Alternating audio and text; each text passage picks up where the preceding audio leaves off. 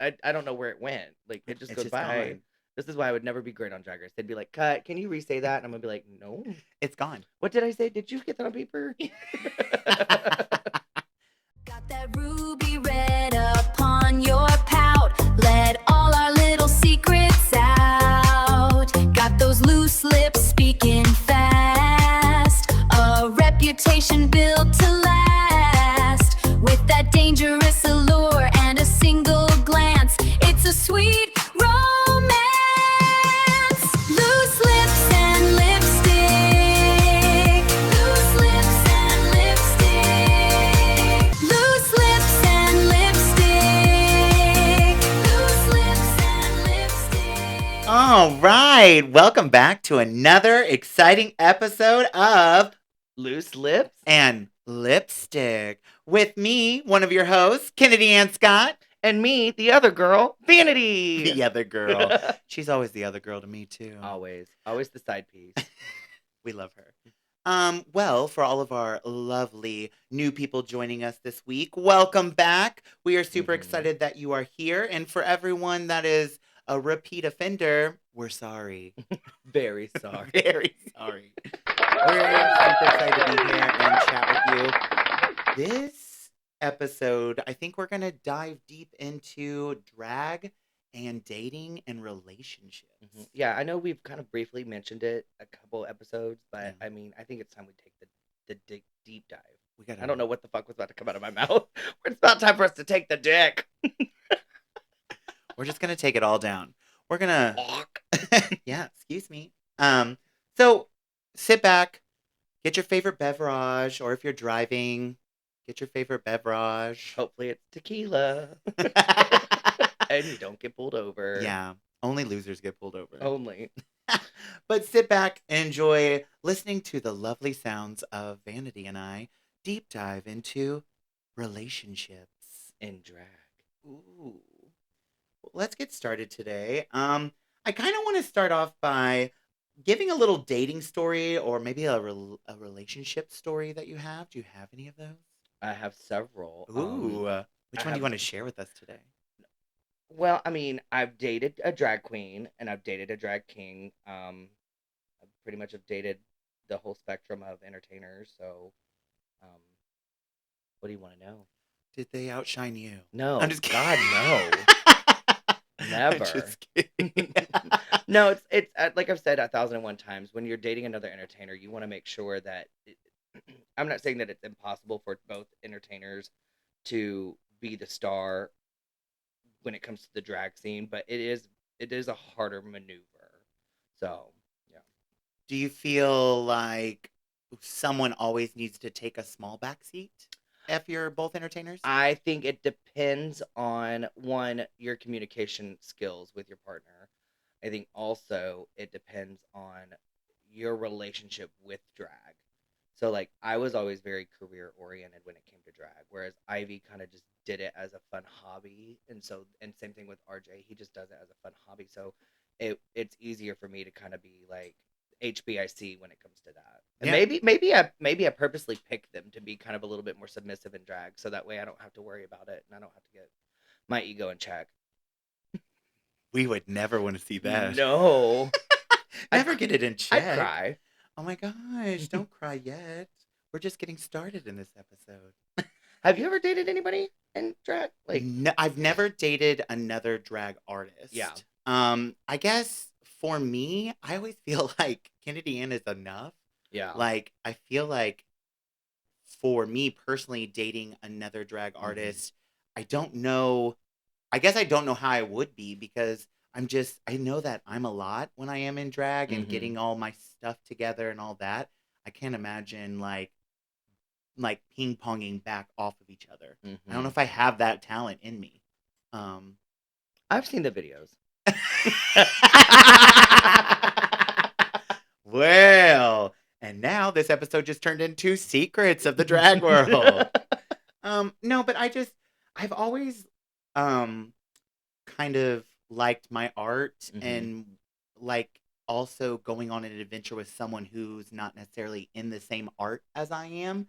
So it's just been kind of like nice to like share their passions Mhm. and what's not necessarily just the same passion that I have. Well, and I will say, to touch base on that, is actually that's what I loved most. Like, RJ will tell you, he's not a very creative person at all. He has no creative bone in his body. Ivy, on the other hand, is very theatrical, very creative. So it was always lovely, really, to kind of feed off of each other's creativity and create this kind of cyclone of just entertainment. I really did. I really enjoyed that, and I kind of missed that. But that's why you have friends and Oh, for things like sure. that you can do that with. So So so you've dated more entertainers than you have non-entertainers. correct. And the non-entertainer that I did date ended up doing drag. Okay. And then quitting shortly Oh after. my gosh. Yeah. Well, hey, look at you sprouting up babies all around. Mhm. So I think that's like what's cool about what I bring to the conversation and then what you bring, because whenever I'm thinking about dating someone and all that, it's kind of like the question for me always comes, when do I tell them I do drag? And so in the dating world, it's kind of like I always kind of have to like go back and forth with, if I really like this person, I don't necessarily always want to ruin it by saying that I'm a drag queen, because sometimes, like 9 times out of 10, it changes a relationship. Excuse me. 9 times out of 10, it changes a relationship. Yeah, I know, right? That's all, folks. So it's really like, it becomes complicated to know the exact time to tell someone you do drag. My story with this is, I've wrote about this in my book, No Tea, No Shade, but I talk about like when people find out and how that kind of changes their perspective of me a little bit. When I first, fun fact, when Bishop and I had agreed to go out on a date, he did not know I did drag. So I did not tell him. We had been talking for a couple weeks, and then he asked me out. So we were going to go out, and I shit you not, the Wednesday is when I host my game. Wednesday night, we were going out on a Thursday. Guess who shows up at my trivia, but doesn't know it's me? Oh. So You he couldn't shows tell? up. No. You couldn't tell? No, I look very different with eyelashes on. But no, like, he came in, and I immediately recognized him, and I was like, oh, snap. Because we had not had that conversation. Right. But he was joining friends, and his friends come to me weekly. And so they all knew that I was a teacher and a drag artist. Well, he sits down at the table, and like, we're starting to play trivia and all that kind of stuff. And all of a sudden, he's like, oh yeah, I'm going on a date with this guy named Ben. He's a teacher, and then he has like a side hustle. He's at another trivia tonight, or something. And Gilmore literally looks at him and he goes, do you mean Kennedy Ann? Like, literally goes, wait, what? He goes, you literally just described Kennedy Ann, and points to me, and I look over like, okay, and I just like, wait. And this is my coming out story. I know, and this is my coming out story. And I was like, okay, well, this is nice. So after the game and all that got done, I went over and I was like, surprise, I do drag. And he's like, oh, that's cool. And I was like, and I go, if you don't want to go out anymore, it's like totally okay. That sucks that you have to like feel like you have to say that, though. It does, but it's reality. Yeah. So I went up to him and I was just like, sorry, we don't have to. Do you feel like, though, with the popularity of like Drag Race and how the drag race girls are now kind of even thrown even higher on a pedestal? Do you think that has shifted the dynamic of people really not wanting to date a drag queen? I think that can play into it, because I think a lot of do you think that they're more willing to date a drag queen now that Drag Race is a thing, and they see the potential of fame and money and maybe, you know what I could mean? see, but see, then that gets into, I feel like we have more fans than actual partners. Yeah. Which is a real thing too. So yeah, I think that is a real thing where people now see, oh my gosh, I can jump on to these coattails. I can get my business adventures in, and then, yeah, sure, I like this person. but what part of this person do you like? Yeah. I mean, I can totally see that. But then I also see the other side of toxic masculinity Oh yeah. happening all the Well, time. this is why I date sissies. If you date a sissy, you don't have to worry about that. I guess that's true. It's just who's the bigger sissy, and it's Oh, okay. always going to be them. I always feel like I'm a pretty Says big the one sissy. with long ass acrylic nails on. Yeah, those sissies. Sissies. Point to her over Point there. to her. Look over there. Just kidding. Well, I agree. With what you're saying about like, are they just attaching to the coattails? But I do also think like toxic masculinity, because a lot of the type that I have dated for a long time is more masculine than I am. So it's your fault. It is probably my fault. That's what my dad used to say. Great. Hi, Dad. So, but yeah, I think for me, that's always been my type, just because I feel like I am so feminine. It's nice to have a nice balance in my life where I can be like, oh, that's cool too. We don't have to just do girly things all the time. Yeah. Even though I like that. I'd like to go back to like what you were saying about femininity and how you're like hyper feminine. I also view that I'm also hyper feminine, but on the flip side, there's a lot of avenues and interests and hobbies that I have that are like overly masculine. Like people don't realize this about me, but I love camping. And I don't mean camping as in like, let's get an RV, let's, girls' night, facials, pajamas. I'm like, no, let's rough it, motherfuckers. Pitching tents and sleeping bags, and so. And see, that's really cool to Yeah. hear that you have that side. I remember like when I was a kid, we were always forced to go camping with our grandparents, but we were in a camper, and I was like, I loved it, but I hated it at the same time. Like I'm not like, I love being in nature, but I don't like being in nature at the same time. But I understand what you're saying. Like there are multifaceted sides to all of us, and I think we kind of choose to play which side we feel more confident in. And I think that that's also a dangerous game, though, especially as a drag entertainer, because I I know that for myself, there was a small brief time that I thought that maybe I was trans because I was playing so far into my femininity and the relationships that I was building, not necessarily like romantic relationships, just friendships, and it was all feminine. And I realized that most of my attention was coming from when I was being the more feminine version of myself. And so I think that that's also a very dangerous road to have to navigate. And thank God I had good friends, and like, not that there's any, not, I'm not saying that there's anything wrong with finding yourself. And if you're trans, you're trans. I think that's wonderful. But what I'm saying is it was not my journey. And I'm glad that I didn't jump on what I would have said was a bandwagon at that moment in my life. So I totally agree. so I think that that's dangerous. Yeah, I think it can be. And I think we as drag artists kind of ride that line between masculine and feminine, and figuring out which role we take on stage and then which role we take out off stage in our regular lives. And then again, what do we take in the bedroom Right. as well? And there's so many different lanes to be in, and trying to figure out which lane to stay in or move into. When is it the appropriate time to pull this personality or this yeah. Exactly. And it can become very, very tiresome, but also very stressful in the way of where we kind of started off as just simple, just wanting a partnership with someone, and now we have all these layers on top of it, which in the whole grand scheme of things is life in general. Correct. That's with anybody. But I think with drag artistry in itself, it muddies the water and complicates things a little bit more, because you're trying to be someone on stage, you're trying to be yourself off stage, and then you're also trying to be who you think you are in the bedroom. Yes, and I understand what you're saying, but I would just like to say that I think that yes, but no, because I have a really strong viewpoint of myself, and I know exactly who I am, and so therefore I'm not gonna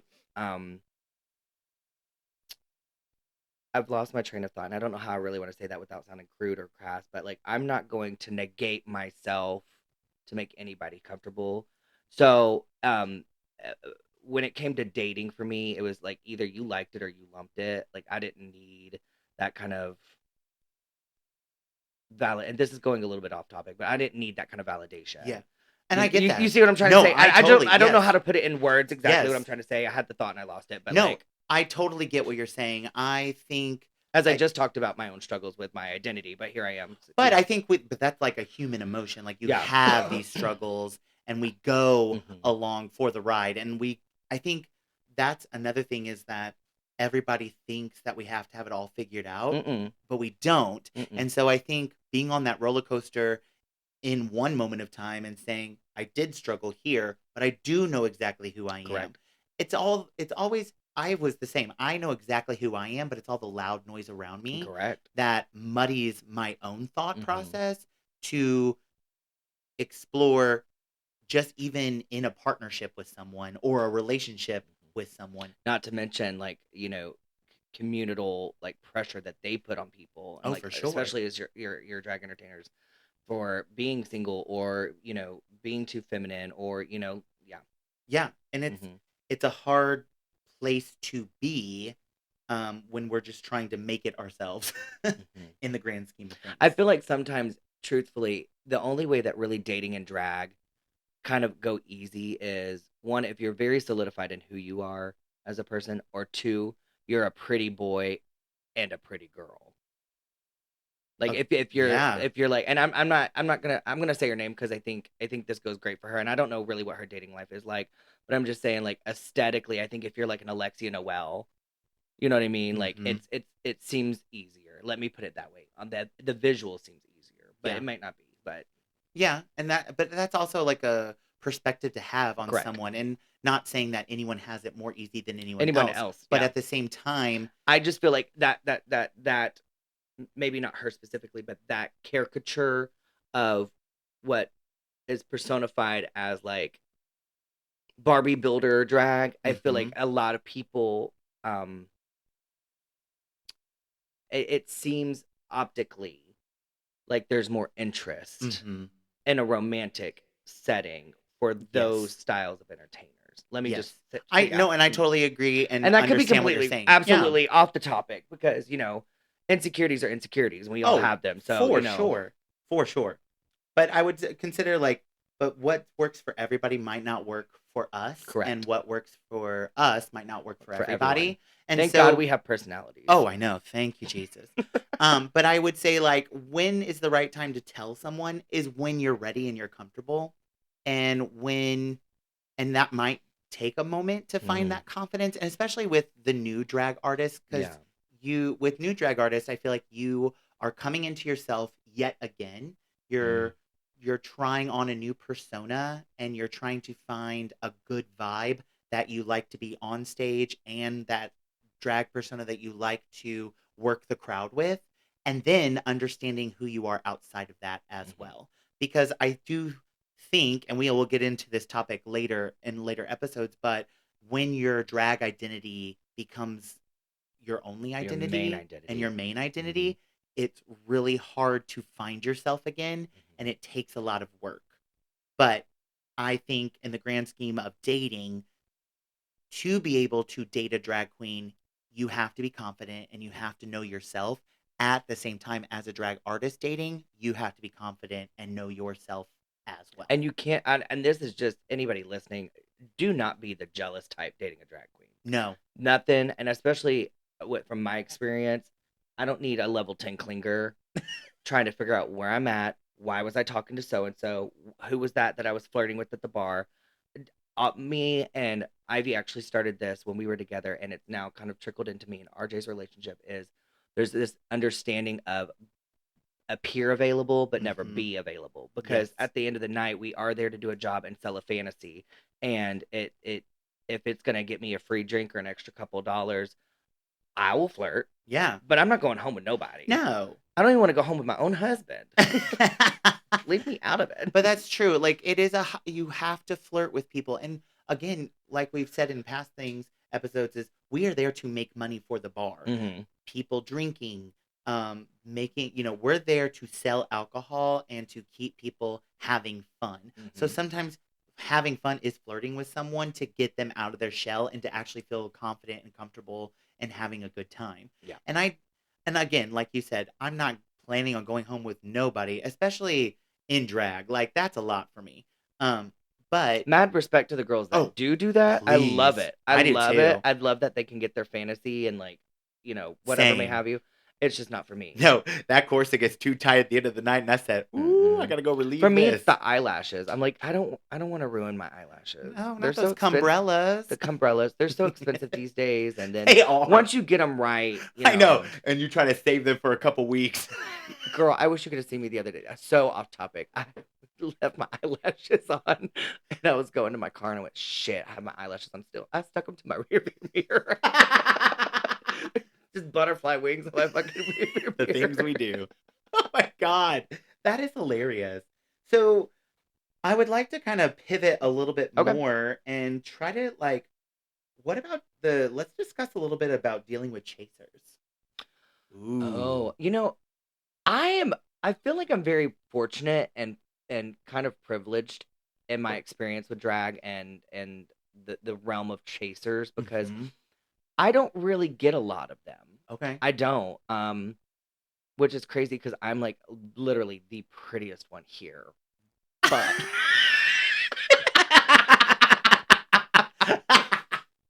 why are you laughing? I'm not. Why are you laughing? I'm laughing with you, not Uh-huh. at you. Okay. Anywho, like I was saying, I'm literally the prettiest one here. So it's crazy to me that I don't have more chasers than I don't know. Like there are some entertainers who just have, I guess, that like come fuck me aura, Mhm. and maybe I put off the married white lady aura to where I've gotten that several times where everybody's like, "Oh, we thought you had a partner because you're always just so confident and just so yeah. with everybody." It's like, "Oh my god, do I have to get it tattooed on my head?" Fuck me. DTF Yeah. all the time. All the time. No, but like it is kind of funny like how sometimes having confidence Mhm. equates to taken Mm-hmm. instead of just I just know who I am. Yeah. And I think also that having a higher amount of confidence can be scary to someone who doesn't or someone who can't fathom being confident as a drag queen and as themselves. Ah. And I'm just kind of like there like I'm just okay being me. Yeah. And I get that sometimes, but I do get a lot of like chasers in the fact that they're like, "Oh, um how's it going?" We'll be at the bar and be like, "How's it going?" I'm like, "Oh, great." They'll be like, "Do you hook up in drag?" And I'm like, "Oh, Ooh. no, not that's not for me." I That's said, "Go for whoever wants to." yeah. It's just that's not for me. And like sometimes a guy, oh, I think it was like a month ago, a guy came into the lipstick and was like, "Oh, are there any more trans women here?" And I was like, I mean, yeah, we get all kinds of trans women. Like it's a open free Mm-hmm. space for everybody. We want everybody to feel confident. And then they were like, "Well, how long have you been trans?" And I'm like, "Oh, I'm not trans. I'm just a drag queen. Yeah. Like I'm just a drag queen. I thank you for the compliment because I was like, thank you. I mean, that just means that You're so feminine. I'm very feminine, and I want that. Like Yeah. that's what my persona. I like to be really feminine looking, Mhm. and so I was like, "Oh, right." And I'd be like, "No, I'm not trans, but thank you." And the guy was like, "Well, what a waste." And I was like looking around, like, "Oh," I was like, "That's what my dad said." Damn. And I just walked away because I mean, how do you respond to that? I don't know. There was no way to respond. I was just like, "That's what my dad said. Goodbye." Yeah, I mean, I've only had like I think maybe like 2 encounters that really I can think of off the top of my head of like chasers. One of them was this, and they're always older men. I don't know why mine are never the really hot trade men, but the ones that I have gotten as the most beautiful girl here are the older, like grandpa. And one time I was standing out front of work and I was talking to this man. And I mean, I'm having this wonderful conversation with this man. We probably talked for about a good 15 minutes. 15 minutes into this conversation, I happen to look down. He's got his dick out. Just having a Just conversation. right there on the sidewalk. Well, And I'm like, oh, gosh. And so I was like, well, that's enough. I'm glad to see that you're having a good time, but I am no longer having a good time, so I'm going to leave. And then I like walked in. But I mean, only other thing is I get the occasional like, yo, what up? On like Instagram and like my DMs. And I'm like, I already know where this is going. Please, no, thank you. Shoot, that is all. I get those sometimes too, and I'm just be like, "I'm a boy in a dress." It's just like, Faggot! yeah, I know. They're like, "Oh, gotta go." Yeah. so, Wait, that sounds interesting. Okay, next. yeah. But I mean, I get them occasionally as well. It's fascinating to me, like what what they're attracted to, and Mm-hmm. like what maybe their kinks are and all that. Mm-hmm. But then sometimes I feel like as drag artists, we're automatically fetishized in Oh, such a way absolutely. that it. Especially if you are like a Oh, trans brother or sister. I see yes, that a lot. yeah, And it gets under my skin. and yes, it does because it's like see us as humans, see us as Mm-hmm. artists, and then rip our clothes off. Yeah. Like see us as something Don't actually first. rip my clothes off Yeah, because they're they are. expensive. I got them at Goodwill. Yeah, and they Velcro. Woo. Easy access. Yes. Johnny She boy. she wants all the easy access. Yeah. No. But yeah, so I mean, again, to each their own. Right. Enjoy what you enjoy, but just make sure that everyone is consenting in the thing, and make Mm-hmm. sure that you're not making the artist also uncomfortable just when they're just trying to flirt and entertain. I think it goes that just goes that's just a rule is just treat everybody with respect and Yes. kindness and decency, and that goes for the chasers and the non-chasers. Yeah. Just God bless America. We give us a break, hunty. So Let's move into, which I really think this will be good, is kind of the logistics versus kind of like romance. Kind of like, so how do you and your significant other find time for your relationship, but then also whenever your schedule is kind of all over the place? well, so I am very lucky because both of my relationships with other entertainers specifically, um, we were pretty much on the same schedule most of the time. Like she now there toward the end with Ivy and I, she had to switch her schedule a little bit. She was working more daytime than night. But RJ, I mean, he's like a bartender at the bar, so I get to see him no matter what. Mhm. But still, he understands that when I'm at work, I am at work, and then just like when he's behind the bar, he is at work. So we try to schedule in as much time as possible to keep like intimacy alive and like I have gotten scolded recently because I've been gaming a lot lately, and so I've been working on trying to like put some extra effort in and some time in. It's about communication. It really is. I know that sounds so cliche, It's but it not though. really is about communication. You have to have an open dialogue Mm-hmm. and direct line of like these are my do's, these are my don'ts, this is how I'm feeling, this is how I've not been made to feel. Like you have to do it. Agree. Communication is the key, and if you can't communicate, then it's not going to last. And there's just nothing more romantic than really having a partner that wants to communicate with you. Exactly. Like you can communicate all day long, but if especially me, I'm very intuitive. If I can tell that you're not wanting to have this dialogue with me, it's not going to happen and it's not going to work, and you can go ahead and pack your bags. Yes. No, I'm very communicative Yeah. as well. I also am one of those people that like I have to get it all out, Mhm. and you just listen to me. Like I Mhm. just got to get it out, and then you can dissect it, but like let me just get it out there. And I think being a drag artist in our city like we are, and we Mhm. are always on the go, I think it's very important with that communication, but then also understanding that sometimes when you do drag, it's almost like a third person in the relationship. Mhm. Oh, Um, absolutely. and so you have to also understand when to put your third person Away. away. And that can Or be they challenging. also have to be aware that that is your third person in the room at the moment and Yes. not.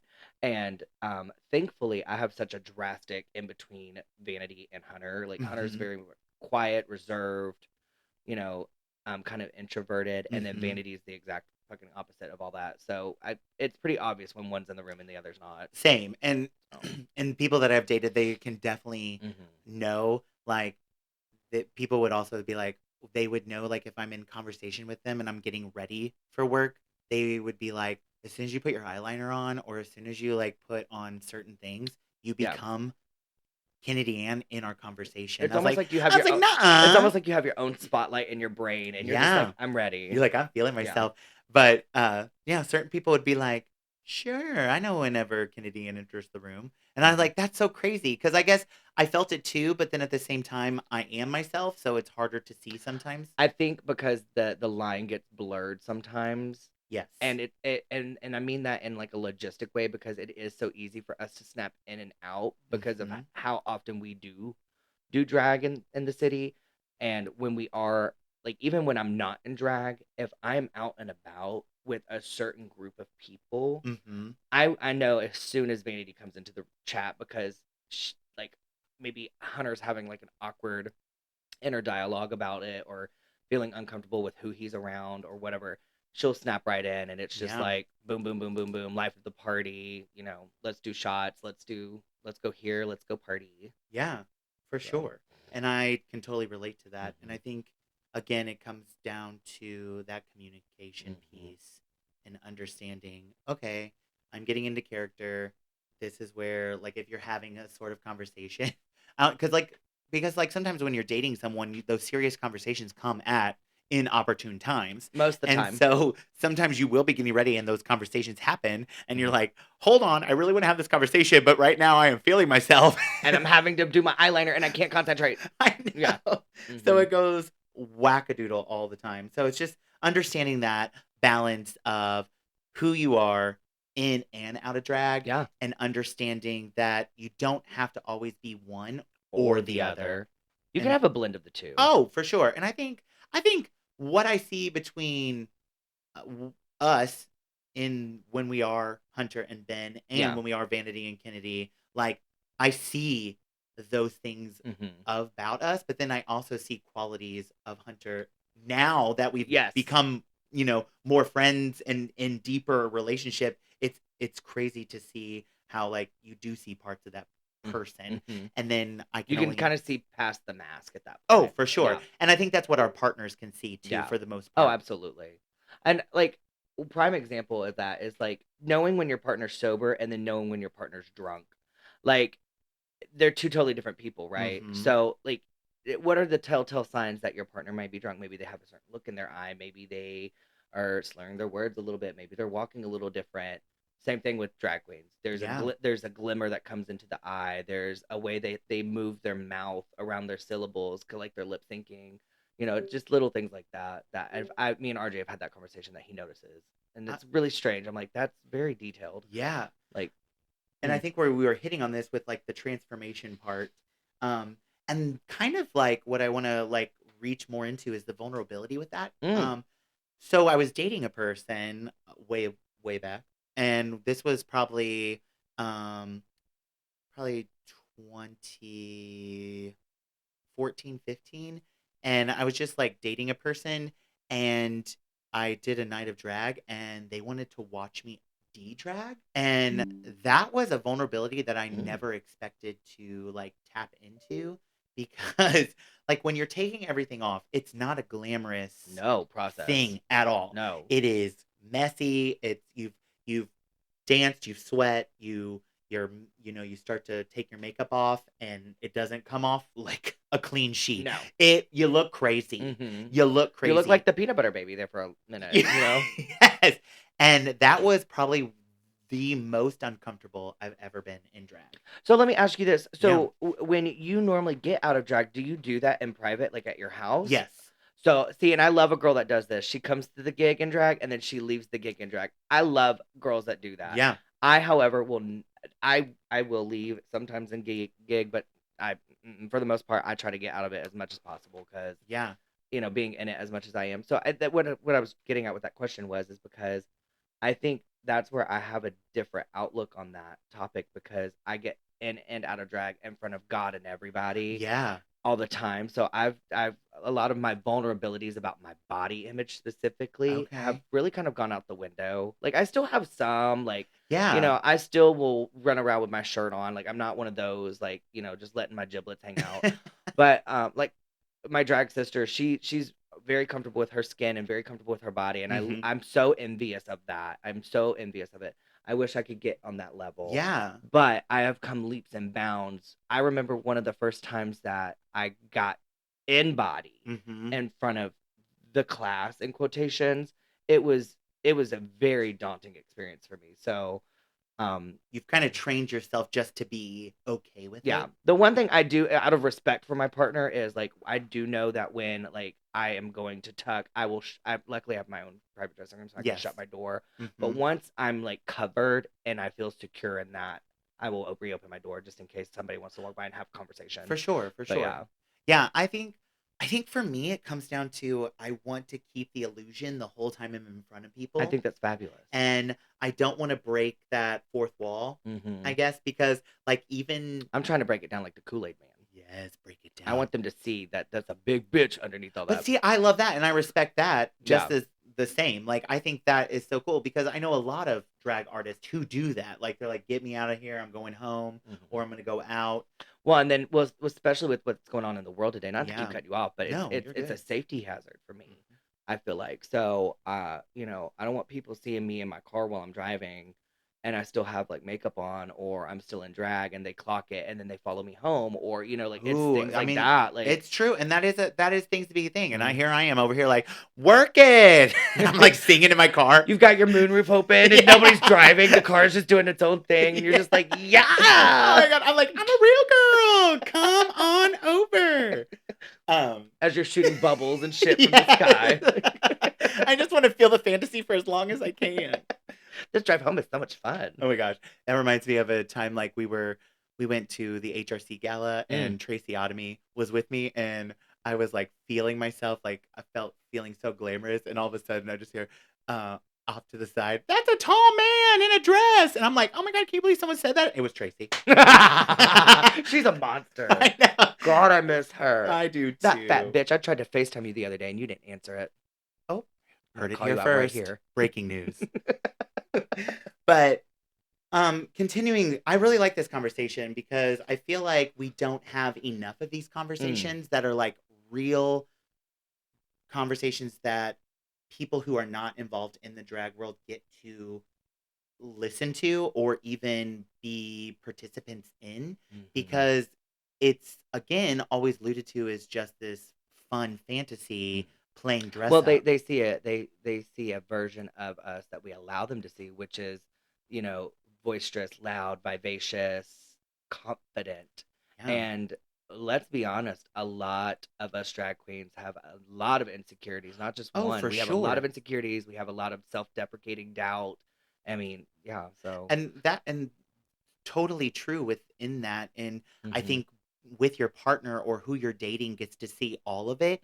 And that can be a lot to take in, not only for them, but for us to share that vulnerability because we put so much pressure on ourselves to be the lights, camera, action girls or guys on stage. I, I I think really the partner it's kind of like a really cool, I don't want to say rite of passage, but it's a honorable experience that they do get to see that because especially for people who are insecure maybe about their body types or whatever. I mean, yeah, they've seen you like naked maybe at this point by this point or whatever, but it's not necessarily the nudity, it's the how really unattractive we go from like looking like bombshells to butterball turkeys. and, and the process in between, like, you know, I'm a thicker girl, so rolls hang out and things, you know, Yeah. it shifts and moves and it yeah. I totally agree with that. I think they should be honored that they get to fucking see it. Yes. Speak power and truth Yes. to that. Yes, hunty. But shut the door. Yeah, don't let anyone Turn the else lights see. off. Yeah, turn the lights off. So I kind of want to do a little pros and cons with you. Okay. Since you've kind of dated more of the entertainer side. Okay. And I've kind of dated outside of that. Mhm. I want to kind of do some pros and cons that we both feel. So Okay. what are some pros to dating another drag entertainer? I mentioned it earlier, the creative cyclone that can happen when you're bouncing ideas off of each other. You especially if they're both femme presenting, like if both parties are like femme or masculine presenting, however they're entertaining. Like me and Ivy, we were able to share some like costumes here and there. Me and RJ, we don't get to share our costumes, and I'm kind of jealous because he can get some really cool shit. And like he has this really pretty pink suit, and I'm like, I want to do an androgyny number in that, and I can't do that. So, pros: sharing costumes, the creative cyclone, Um, when you do, which is very rare, you would think being a couple we would do more on stage numbers together, but it's very rare. But when we do them, do when we do actually get the chance to do them, it's fun and it's exciting. Just being able to create art like that. So Would you say that schedules is kind of a pro with that as well?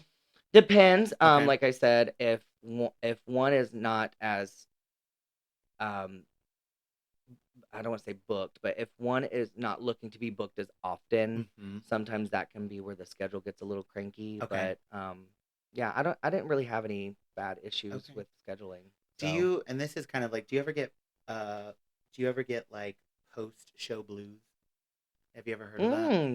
no, I'm No. always drunk, so I'm always post show blue. I I always guess think I have like, pre show blues bad. okay, Yeah, but then at least you have, I guess, another artist would understand yeah. that, so that's good to go through. Hmm. I would say pros to dating someone who's not in that line of work would be that I always get to wow them with what I do. Mm. They always are kind of like, "Oh wow, that's really cool that how you did that," um, and that they have like they like light up And with yeah, interest, and so that's always fun to kind of like, wonderment. They're very yes, intrigued. they're very Yeah. intrigued, and I'm like, all I did was this was a You T-shirt I and then you cut up and and then you make glued. it sound so simple, and they're like, "Wow, that's so I crazy." know. Yeah. I just think it's fun to like wow people. Mhm.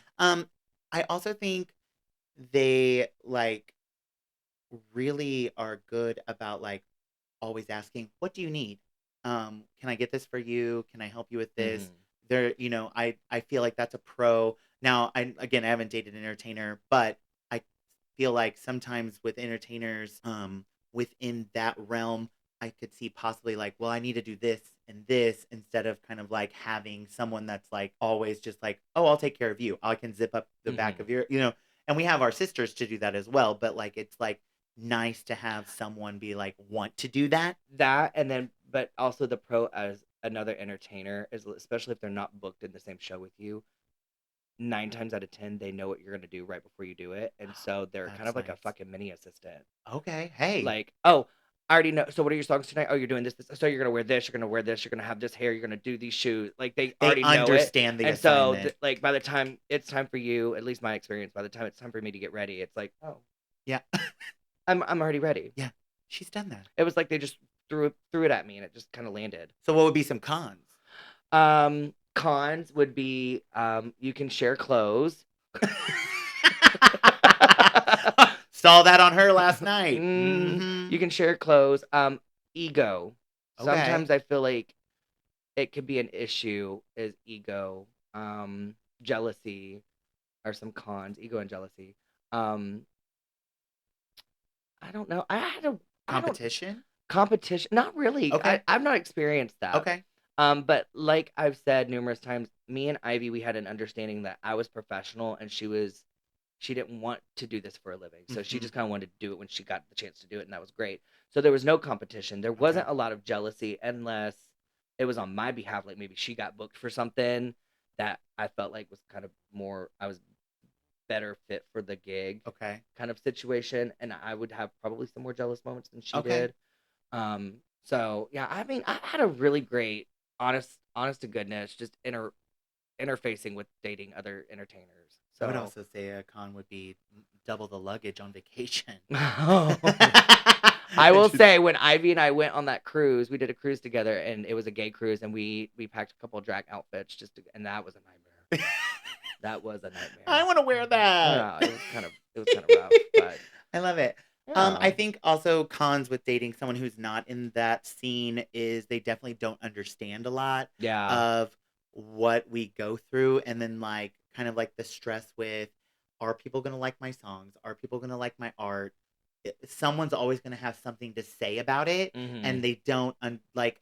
Sometimes I think it's easier for them to be like, "Oh, just forget about what they're saying." When you're like, "No, I really need you to understand like this." it's hitting heavier than this it yeah. Exactly. So I think just a little bit of an understanding that they need to learn is kind of like if you really want to date a drag artist and you are not necessarily a drag artist yourself or really into that scene, just be understanding and listen. Yeah.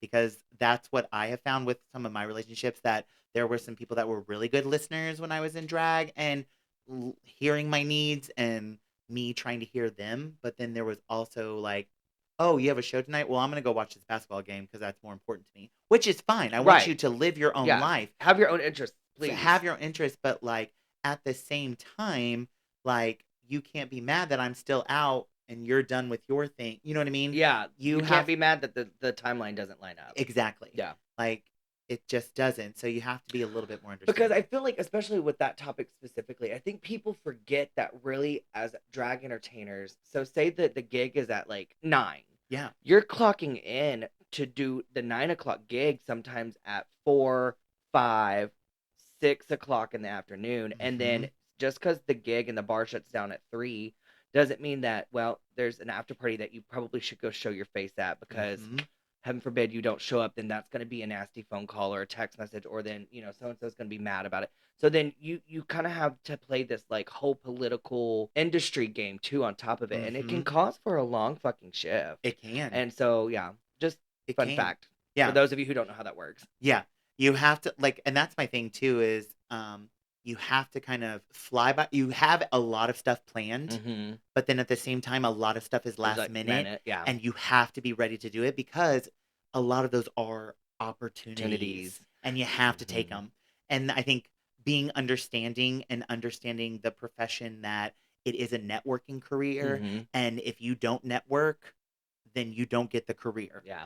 And you have to kind of network at the same time. And I think for someone who's not in that, understanding that their career is important and our career is important as well. Like understanding that balance. Do you feel like, having dated somebody who is not in the entertainment business or drag or whatever may have you, do you feel like maybe they don't consider what you're doing as an actual job? I think they don't respect it as a job because you're not clocking in at 9 to 5. Like, exactly. You're not sitting behind a desk going. For sure. And I think I have experienced those in a few partners or people I've dated, just because of what they say during conversation. But I also have found really good ones who do understand it. And they see the hard work that you're they putting do into see it. the hard work, and they appreciate the hard work, and they do understand that it is a career. I think it's very far and few between sometimes. Yeah. I think RJ's starting to feel sorry for me. he's like, damn, you've got to do this again. Yeah. Yowzers. Well, wowzers. it becomes taxing. And the whole time I'm putting on my mascara, I'm crying, so it just runs down my face. I'm like, oh my God. It's the pre-show blues.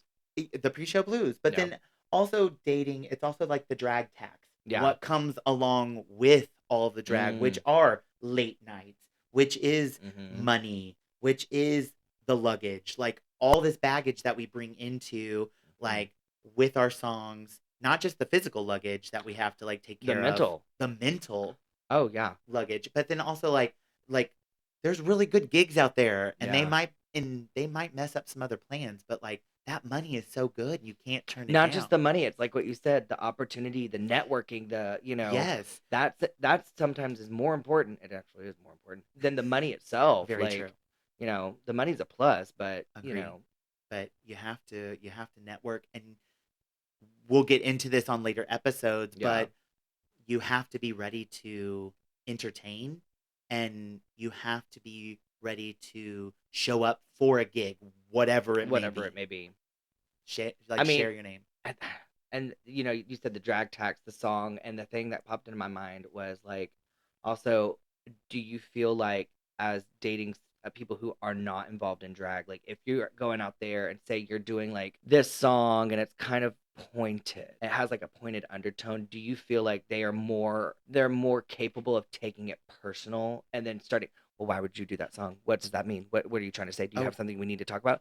Or because like from my experience with dating entertainers is I do a song and they're like, I really like that you were able to draw that emotion out, and it's like a theatrical conversation and not a why. Yeah, so that's funny, because I have done songs that I want someone to pick up on. Yeah. That I want like people to pick up on, and then I also do, like, sometimes I second guess my song choices because I don't want people to think that I'm leaning into it. Like I remember I did Dua Lipa's I don't give a Yeah, I DJF. yeah, I Yeah, DJF.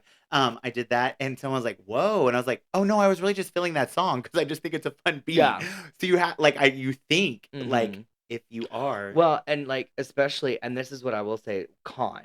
dating entertainers is when you have a public breakup, people start dissecting every song you do. Even Oh, true. prime example, I've done IDJAF since gosh I can remember, Mhm. and me and Ivy we split, and it was a very nice split, amicable. It was great, no hard feelings or whatever. I turned around like maybe three weeks later and did that song, and people were like buzzing, and they're like, "Oh, here she goes, here it goes. We're about to see the fists come out and let it." No, No, girl. but that's because everybody wants there to be a story, and Yeah. that's because of those shows, Real Housewives and Vanderpump Rule. Don't get Like me started on reality I television. know, but I can have that a whole podcast about reality television and how hey, I feel like it is the demise of our fucking society. yeah, well, but because it's like it goes back to our other conversations about how we said like now that RuPaul is a Hmm. thing and on TV, when people walk into our bar, they expect Hmm. everything. And if you're not a Ru girl or if you're not a person who's really high valued, then you're like, I don't want to watch this show Yeah. anymore. So it's like it's the same within relationships Hmm.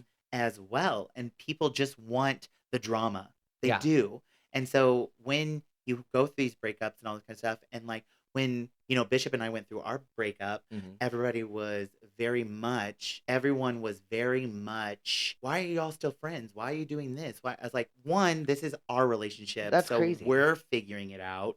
And I said, and like, two, I was like, it was mainly because we weren't friends to begin with. Like, we were in two different worlds, and Hmm. then they collided, Yeah. and then we found value in other things along the way. Which is crazy. Mine and Ivy's relationship was the exact opposite. We were friends. We worked so hard on becoming friends that we kind of lost our own intimacy, and we became basically glorified roommates there for a long time. Hmm. And so, yeah, I know that like Ivy, she would text me. She would have like songs that she's gonna do. She'd be like, "I'm gonna do this song. If somebody tries to say it's about you, I promise you it is not." Hmm. Just the fact that we feel like we have to give out that energy of just like forewarning. I think Yeah, it's ridiculous, I but know. But hey, we digress. we digress. But that was a good conversation. Thanks for Yes. having Oh it. my gosh, But absolutely. do you think we should take a little I break? think we should take a little break. It's time to take a little break. Good. Mama needs a nice cold cigarette to ease the pain. We'll be back. Kisses! This week's Showgirl Showcase is the one and only Ivy St. James, also known as Joshua Brandon. Is Nashville born and raised about an hour north in one street light town called Greenbrier. Ivy just celebrated her 16th anniversary of doing drag. Ivy's first time in drag was an open stage competition out in Cookeville, Tennessee, where she won. Since then, she has been a part of the Play Tribe family for over 12 years and also held the title of Miss Genesis for 3 years. In her career, she has gotten the opportunity to share the stage with artists like Kesha, Trixie Mattel, and Haley Kiyoko. Ivy also has done luscious wigs for most of the Nashville community for over a decade. She's even had her wig work displayed on national television. Outside of drag, Joshua, or Jivey, loves anime, video games, his dog Sandy, fantasy queer romance books, and good conversation. He identifies as non binary, but will answer to any pronouns out of drag. Josh went to a Cumberland University and received his BFA and then went on to get his hair license. He currently works at Element Salon in Brentwood. And at night, you can catch this fish out of water Friday nights at Tribe for Fab Fridays and Sunday nights at Play for DP House Party. She is also a part of the Cunty Sundays, first and third Sundays of the month at Tribe, and also the Harkin Hall Angels. You can find her on Instagram and Venmo at Jivey85. Want to know a fun fact? The 85 in her handle isn't the year she was born, but the car rider number she was assigned in elementary school.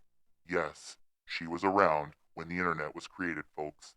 They said pick a number you wouldn't forget, and she chose 85. That's been our Showgirl Showcase for this week. Ivy St. James. Well, hello, and welcome back to our lovely podcast, Loose lips. and Lipstick. I'm Kennedy Ann Scott, And I'm Vanity. and it's time for Petty Petty Confessions. This segment is where we read petty confessions anonymously and then discuss them because, girl, do we have some good ones today. Oh my gosh. I'm gonna go first because, well, yours is really good, but Yours is gonna take a little unpacking. it is gonna have to take a little unpacking. Yeah. So yeah. let's get into it and Oh my unpack our gosh. bottoms. I love it. Here we go. I went home with a guy who spent the whole night talking about how in demand he was. Mm. The next morning, he sent me a "that was fun" text. I didn't ghost him. I opened the message, let the read receipt trigger, and then didn't reply for 4 days. Then I just sent back, "Remind me which one you were again? Was it the guy with the labradoodle? He doesn't have a dog." You know, I commend that person for doing that. I think that's fabulous. I think so too. Because nothing makes me more irritated at somebody than like a narcissistic, like egotistical. Yes. I can't. Like, I am all about feeling yourself and feeling good in the skin you live in. Yeah. Like, but sometimes when you're at the bar and people are like, "Oh, they're all so into me," you know, Like, what goes through your brain specifically to tell your partner, like if you're in a relationship with that person, Yeah. that you're in high demand like that, or you're what I would say fuckable. yeah, That shit irritates the far out of me. for sure. Like, who? But What, also, what does that do to your partner? Is my question mentally. mentally, it's taxing because, Mhm. like, you're doing mental gymnastics constantly Mhm. trying to figure out, so am I not good enough?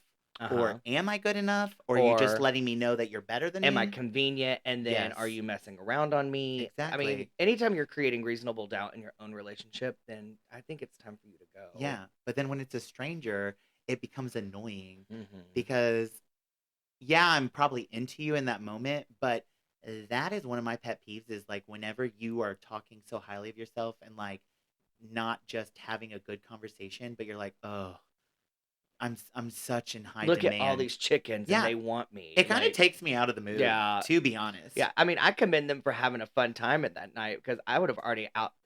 He would have been out, Yeah. Oh, for especially sure. if I was hosting. You're out. Unless I knew that, like, did he have a big dick or something? I wouldn't have cared. I wouldn't have cared. She's out. If you're so wanted, you can go be with one of those people. Yeah, That's how. right? That's my mentality. But I just though. love it. Are you the one with the labradoodle? Are you the one with the labradoodle? And the fucker doesn't even have a dog.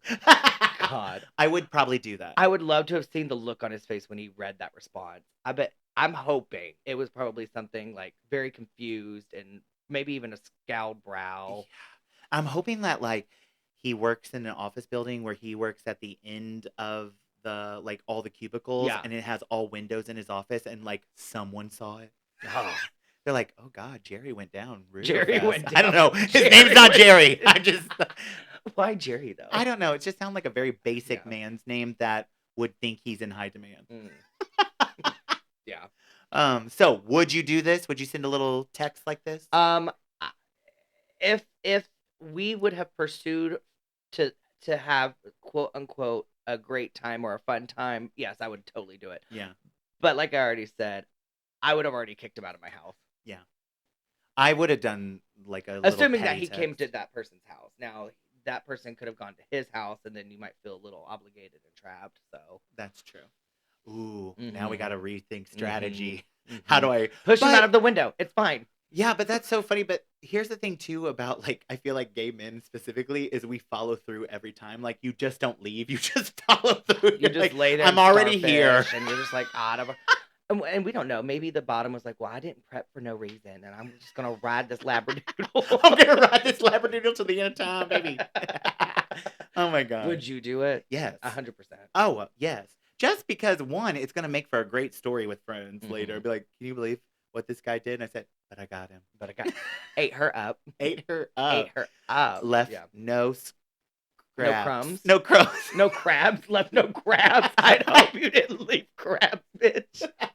What is this? Juicy seafood? Yeah. Get your freaking boil Oh here. my gosh. What do you have for us today? Oh my gosh. Okay, so mine says a guy who has ghosted me for months suddenly hit me up because he needed a top. I told him I'd be there in 20 minutes, and then I waited about 15 more minutes, then text him saying, actually, I just realized I'm a total bottom tonight. I hope you find what you're looking for. And then I blocked him.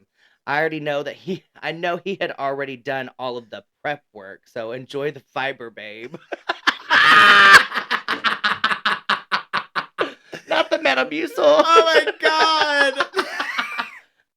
That is so much fun. I feel like that's something that you can also say when you're having sex with somebody who's geriatric. Enjoy the fiber, babe. Enjoy the fiber. You're just making your ways around the nursing home. Like, how old was this man? Enjoy the fiber, babe. Oh my god. Oh gosh. I love this one because it's really petty. It's really petty because I should say most of us know what it's like to have to prep for, intercourse, Mhm. being the bottom. And so, I mean, I know you know all about it. Yes. So I'm a very healthy bottom. very- Thank you. Do you enjoy your fiber? I do. I take it every morning. So, I mean, just the pettiness and the pure evil of making him wait and do the prep work and then going, just kidding, I'm the bottom tonight. Yeah. I think that's comical. I think it is comical. And I think especially if that person already ghosted you and Yeah. then they're just using it's a use text. Well, yeah, that's exactly what it's they about. just want to use you. Yeah. So yeah, totally would it definitely deserves a petty response. Yeah. I don't know if I would actually even respond. I think I would have just been like, girl, bye. Yeah. Now, of course, once again, now you need me because you need something from me. I might have sent a gif of a ghost. Just a Boo! Sounds like that's a struggle, babe. Ooh, girl. Yeah, I don't know. I'd probably do Yeah, it. but also I don't think anyone's ever texted me, I need a top tonight. No. Wrong number. I'm sorry. Who is this? as I do with my Yeah, all you hear is, oh my god. these acrylics are going down today. I have something to say. Girl. Yeah, Yeah. I mean, I would probably do it just to be petty because I think it's funny. Like, If you're going to ghost me, I'm going to troll you back, I think. Oh, so, for yeah. sure. I mean, I said I wouldn't respond. I don't know. well, I think it also depends on how much drinking I've been doing. because one time a guy messaged me. We had gone on a couple dates, and he was like, "You're just too feminine for me, but we can still be friends." And I responded with, "Oh, that's so sweet. I already have a lot of friends." And then he turned the tables like, "You're an awful bitch." And I was like, "No, but you just told me You started this. you started this, and I finished it, and I'm just saying it's done." I Me can't being stand too feminine. Shut your mouth. As No, as never. I lay here in my pink robe. Right. It's okay. I don't know if you've clocked it, but this whole time I keep flipping non-existent hair. I That had. and this. I totally did. I've done it like 16 times. Oh my gosh. All right. Well, has been our weekly Petty Petty Confessions. And now Sign us. We need a record deal. Yeah. me. Yeah. But now we're going to move into our segment of a tip or a trick. Now, last week I got real personal with my trick story, but this week I have a tip for new drag artist or even just your everyday gal Shoe or wearer. gay. Yeah. Shoe wearer. So what I think is really important is shoes and Mhm. that they fit. Okay. Thank you. Because, well, I mean, sometimes when you order shoes online and Yeah. stuff, they're just too tight, all this kind of stuff. So my tip for you this week is get a gallon Ziploc bag, and what you're going to do is you're going to fill it up halfway with water, and then in those heels that are too tight, you're going to place it in the heels, the bag of water, Mhm. and then you're going to put them in your freezer, and you're going to let it freeze, and the ice is going to expand the shoe. And Ah. so when you I get it hadn't out heard of the of that. freezer, you're going to have a little bit more of a looser Looser shoe. shoe. Yes, and it helps. I use it every once in a while whenever I really am a 12, but I really liked that 10 and a half. Mm. Because it really, there's some shoes that don't come in big girl sizes. Yeah. And so I use that trick and it helps. Also, fun trick to piggyback off Oh. that is the clear vinyl shoes. Like we all have the pleaser stacks. Oh, yeah. Take a blow dryer, heat up that acrylic plastic band, and it'll expand it, and then you can customize your shoe to fit onto your foot. Oh, my God, I love that. Mhm. Yeah. You heard it here first, folks. Yeah, we talked about shoes. Talked about shoes on a Shoes. relationship Podcast. podcast. Which really brought us to the end, as when the relationship doesn't work, buy shoes. Buy shoes. Because they'll always be there for But you. make sure they're fierce so when you step on their necks later. Yeah. Mm-hmm. Mm-hmm. In these shoes, I doubt you'd survive. I said, love it. honey, let's do it. Oh my gosh. Well, this has been another exciting episode of Loose Lips And lipstick. with me, Kennedy Ann. And that other girl, Vanity. Thank God she made it tonight. But we'll catch you next time on our pod. So see you around. And thank you for tuning in. Bye. Loose lips speaking fast, a reputation built to last. With that